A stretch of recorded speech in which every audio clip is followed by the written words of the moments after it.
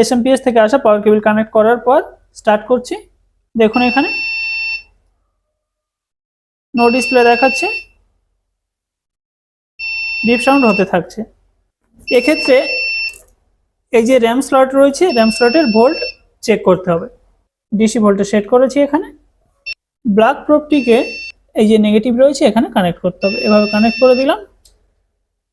আর এখানে এই যে র্যাম স্লট রয়েছে, র্যাম স্লটের ভোল্ট আমরা এভাবে চেক করে নেব।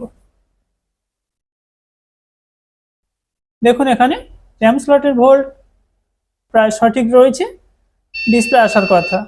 তাহলে এখানে প্রবলেম সম্ভবত এই র্যামের মধ্যে রয়েছে। আমি র্যাম চেঞ্জ করে একবার দেখে নেব।